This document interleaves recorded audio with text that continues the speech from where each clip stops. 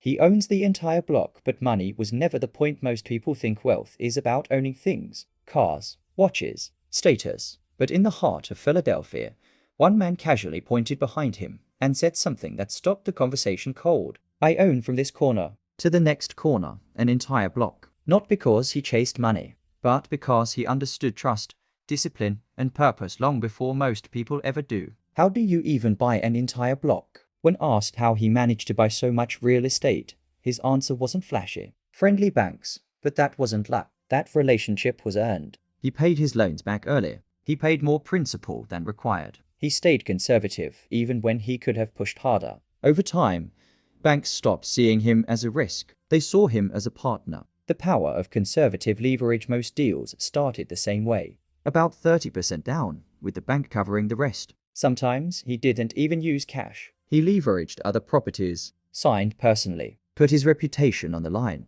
This is how real estate is actually built, not through hype, but through credibility. His real goal was never ownership. You might think owning an entire block was the dream. It wasn't. His real goal was something far rarer. To build a community. He wanted great tenants, places people loved to visit, spaces that created energy, not emptiness. He remembered something his father once told him.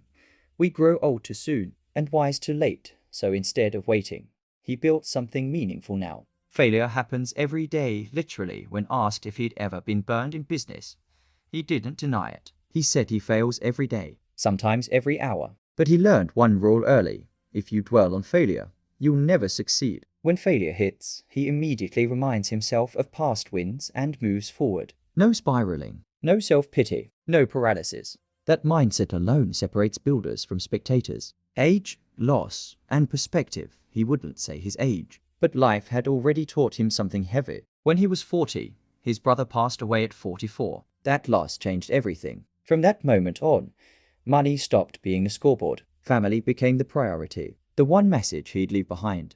If he had one message for the younger generation, it wasn't about real estate, leverage, or money. It was simple. Spend as much time as you can with your family, because businesses can be rebuilt. Money can be made again. Time cannot. Faith at rock bottom. When asked about faith, he didn't hesitate.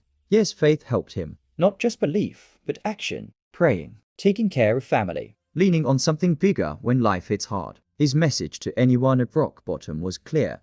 Whatever your faith is, hold onto it. And hold onto your family. That combination carries people through what money never can. The untold truth of money. Final takeaway. Real wealth isn't about owning the block. It's about being trusted enough to buy it, disciplined enough to keep it, wise enough to use it for something bigger than yourself. Money rewards those who pay back early, don't dwell on failure, protect their reputation, and never forget what actually matters, because at the end of the day, success without family, faith, and purpose is just expensive emptiness. That is the untold truth of money.